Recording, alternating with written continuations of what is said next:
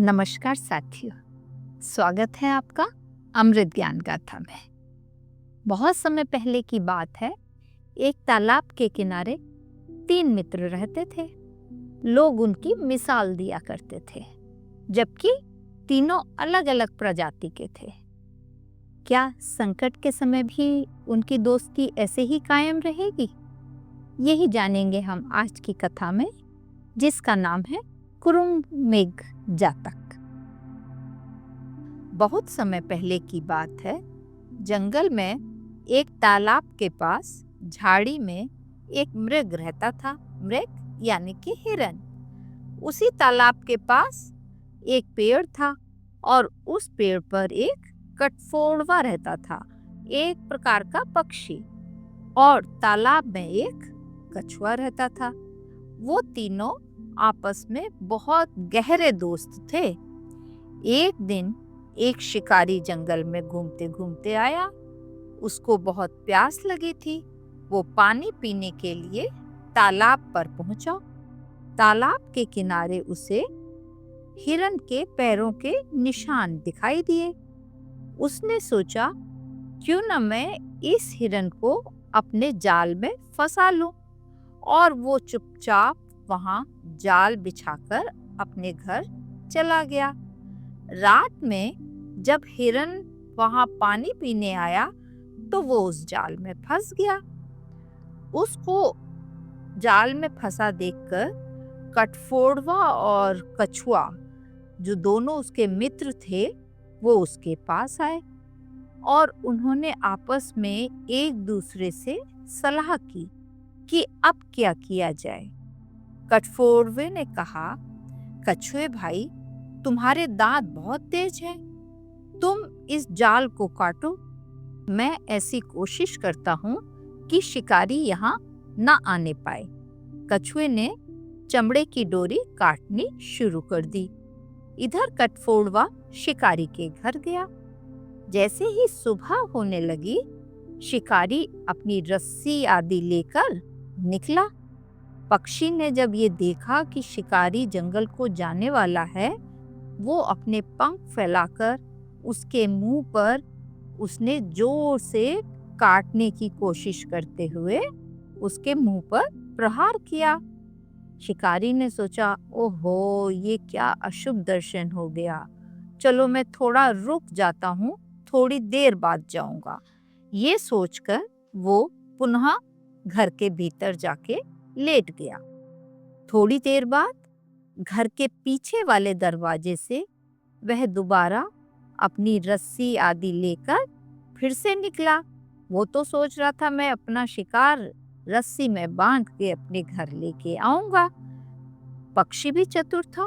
अब की बार वो भी घर के पीछे की ओर चला गया और जैसे ही शिकारी घर से बाहर निकला, उसने दोबारा उसके मुंह पर प्रहार किया। शिकारी ने कहा, अरे ये क्या हो रहा है, चलो थोड़ी देर आराम ही कर लेता हूँ। और वो घर पर जाकर थोड़ी देर लेट गया और उसे लेटते ही नींद आ गई। जब उसकी नींद खुली तब तक सूरज निकल चुका था।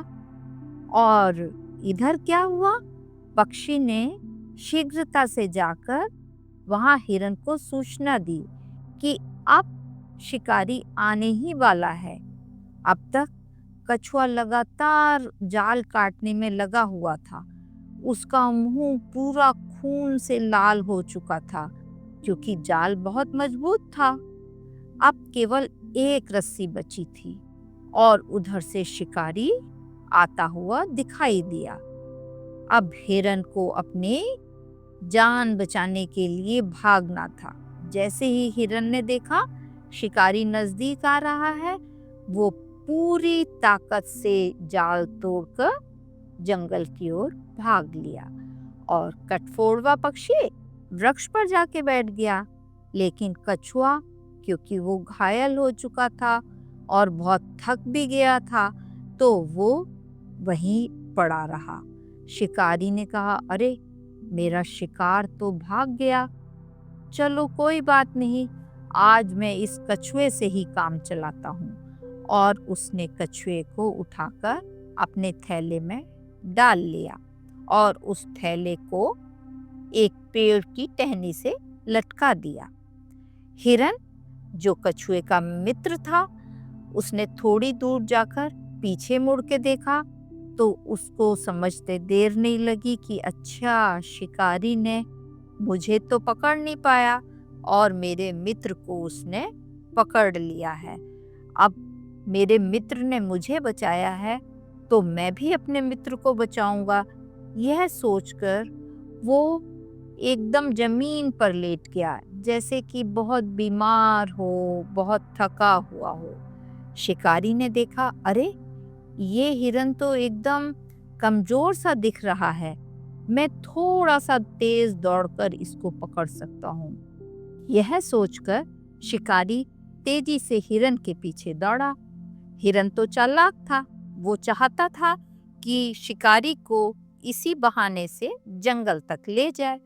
जब शिकारी बहुत दूर जंगल में पहुंच गया तो हिरन तेजी से दौड़कर वापस अपने तालाब के पास आया और उस पेड़ पर जहां शिकारी ने कछुए को थैले में टांगा हुआ था, अपने सींग से उस थैले को उतारकर जमीन पर पटक दिया और थैले को फाड़ दिया।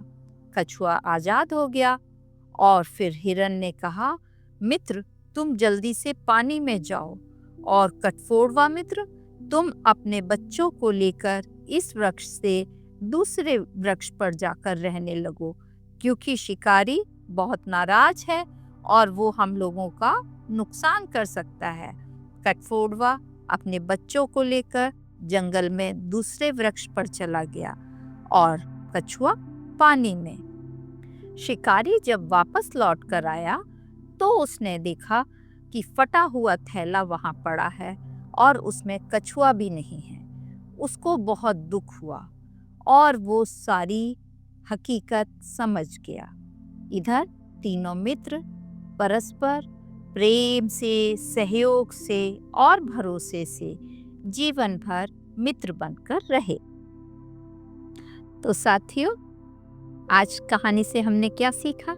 हमने सीखा कि संकट में सच्ची मित्रता ही काम आती है और किस प्रकार तीनों मित्रों ने मिलकर समझदारी से शिकारी को धोखा दिया और अपने मित्र की रक्षा की। आपको यदि हमारी कहानी पसंद आई हो तो इसको लाइक करिए, शेयर करिए और सब्सक्राइब करिए।